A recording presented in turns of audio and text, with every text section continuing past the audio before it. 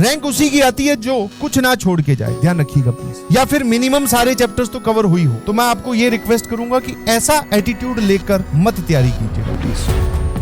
Dark area बोल दो या फिर ग्रे एरिया बोल दीजिए, जो हमें नहीं आते, अपने वीक चैप्टर्स बोल दीजिए या स्किप्ड चैप्टर्स बोल दीजिए, जो आपने किसी कारणवश छोड़ दिए थे। फर्स्ट थिंग मैं आपको बोलूंगा कि इनको सिरे से छोड़ के जाना इज वेरी गलत। जैसे मान लो एक एग्जांपल लेता हूं, हर बार मैं यही एग्जांपल लेता हूं कि कॉम्प्लेक्स नंबर बहुत बड़ा चैप्टर है सर, इतनी उसमें अथाक चीजें हैं, हमें नहीं याद रहे। तो एक बच्चे ने फैसला लिया कि मैं कॉम्प्लेक्स नंबर छोड़ने वाला हूं। छोड़ना मतलब पूरी तरीके से। सवाल में कहीं पर आयोटा भी दिख गया ना मुझे पेपर में, तो मैं उस सवाल को अटेम्प्ट नहीं करूंगा। तो मैं आपको ये रिक्वेस्ट करूंगा कि ऐसा एटीट्यूड लेकर मत तैयारी कीजिएगा प्लीज। जो आपके वीक और स्किप्ड चैप्टर्स हैं, इनमें आप क्या कीजिए, इसकी मिनिमम प्रिपरेशन कर लीजिए जितना हो सके। इसको मिनिमम तो कंप्लीट करो जितना हो सके, मतलब कि भैया a प्लस आयोटा b का स्क्वायर क्या होता है, कॉन्जुगेट कैसे निकालते हैं, मॉडुलस क्या होता है, आर्ग्यूमेंट क्या होता है, क्यूब रूट ऑफ यूनिटी, ये बेसिक प्रॉपर्टी क्या होती है, स्टैंडर्ड लोकस में क्या क्या जवाब, अगर डायरेक्ट क्वेश्चन आए तो क्या लिखा जाता है। बिकॉज आपको हर चैप्टर को मिनिमम करके जाना चाहिए। दिस इज वेरी स्टैंडर्ड, क्योंकि ऐसा देखा गया है कि कॉम्प्लेक्स नंबर से नेचुरली आप सोचते हैं, और वो बात सही भी है, कि मान लो सवाल आया सर वो डिफिकल्ट हुआ तो हमसे नहीं सॉल्व होगा, तो हमने छोड़ दिया तो अच्छा हुआ। बट भाई अगर आसान सा सवाल आ गया तो आप बिलीव नहीं करोगे कि आईआईटी में ऐसे ऐसे क्वेश्चंस भी आए हुए हैं। 2 + 3 आयोटा का जो स्क्वायर है या फिर क्यूब है वो a + आयोटा b के बराबर है, a + b की वैल्यू पूछी है। तो ये सब सवाल अब आपको करने आने चाहिए। और अगर आप घर से ही सोच के गए हो कि आयोटा दिखेगा मैं सवाल छोड़ दूंगा, दैट मींस आपने नुकसान करवा लिया। तो व्हाट इज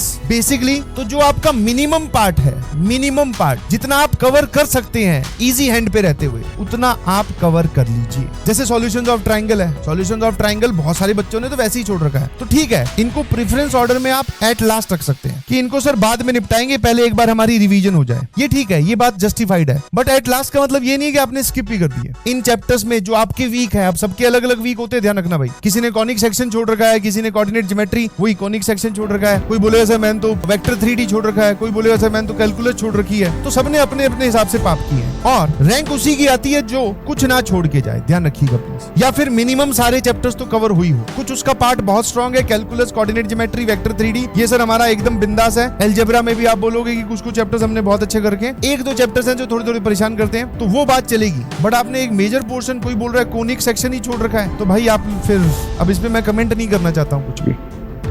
टाइम टेबल जो लोग पूछ रहे हैं बेटा, आपके लिए टाइम टेबल जो है वो चलो मैं लिख देता हूँ। Time table is